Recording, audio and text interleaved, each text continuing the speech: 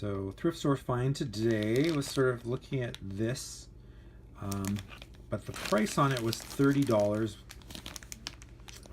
which is pretty high. Unless this was an AGS-101, which is what I was thinking, and indeed, this is an AGS-101.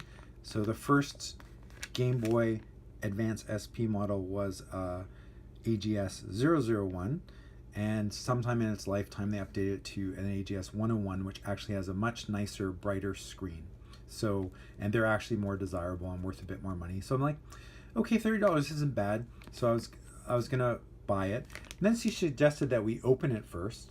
It's always a good idea, but I mean, looking here, it's looking pretty good. I mean, a little scratch, but you know, not too bad. However, when I opened it and took it out and took a look, it's really cracked. Cracks everywhere. So didn't notice that. Lesson is always open it up.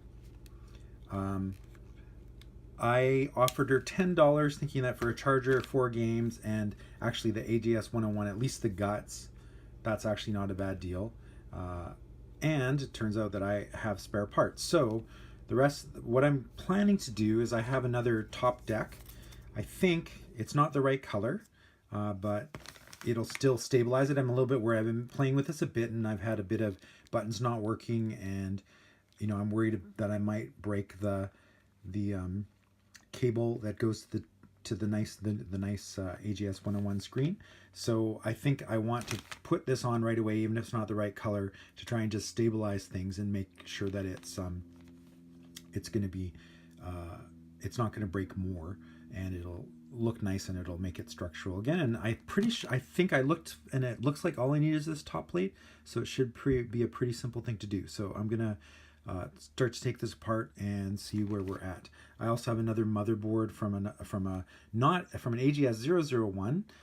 If this motherboard's cracked, because you see there's an impact here, if there's some damage, I do have other spare parts as well. I'm not 100% sure that the motherboard can just drive the better screen, but maybe it can, and then in which case I could replace that as well, because I had a few things where it just was powering out and the start button didn't work initially, so it's a little weird. So first thing, I'll put this on, that'll make sure everything's stable and you're not bending any cables, and then we'll see how well it works and if I have any issues. It does power on, and you get that nice bright AGS-101 screen. So just going to take this apart now and look at replacing the top deck. Just taking the battery cover off. It's a simple Phillips screwdriver. The rest of these screws require a special tri-ring screwdriver. I got a nice set from my local electronics store, and I believe it's just this one and then these 4 to get it off, with another one here as well. That's what I'm going to take off now. Okay, so I've got the screws off. I'm going to try and take it apart. One of the screws wasn't even, because the top case is so broken, one of the screws wasn't even screwing into anything. I'm countering a bit of resistance. It feels like there's another screw. Probably didn't quite get this one unlocked. Yeah, there we go. So got it apart. This is the bottom, and I'm just going to make sure that this is reasonably intact. You don't want to mess with these things. They've got springs. Putting them back is really annoying, so I'm just going to try and leave them where they are.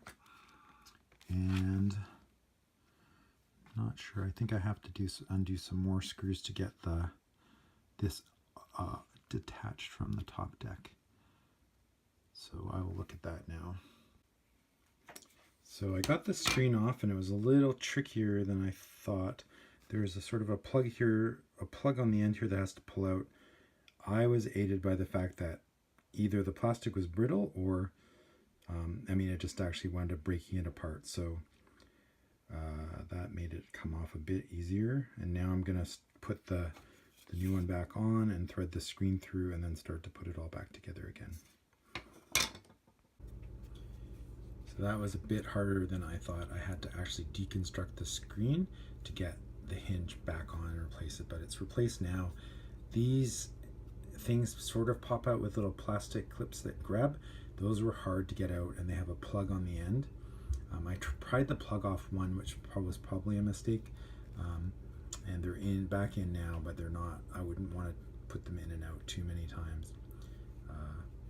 That would not be a recipe for disaster. So if you're going to try and redo the hinge, you actually have to take this apart as well to get the hinge back together.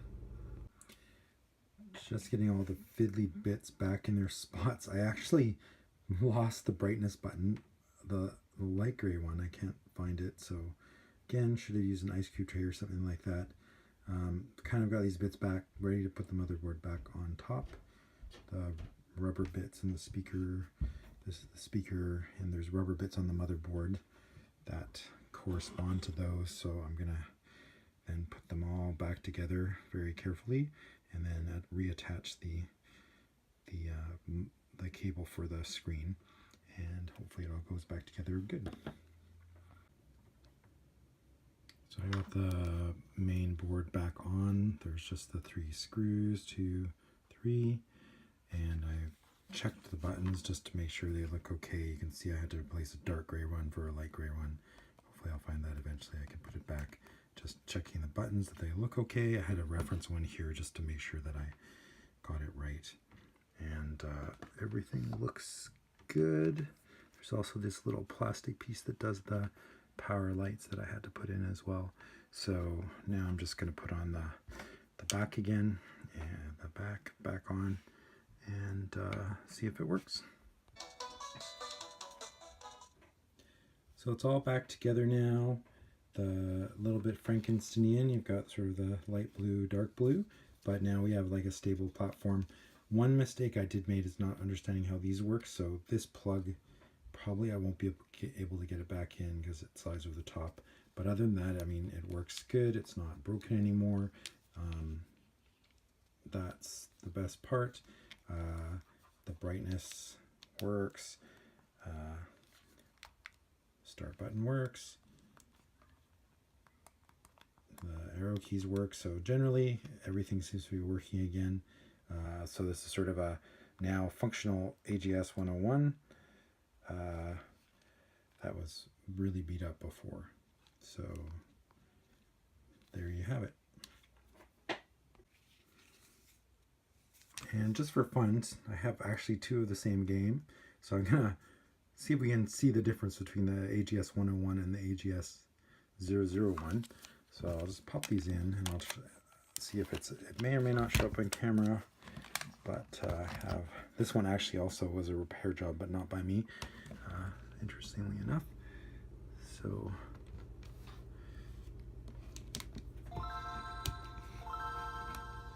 don't know if you can see how much. Oh, you can actually see quite well how much nicer that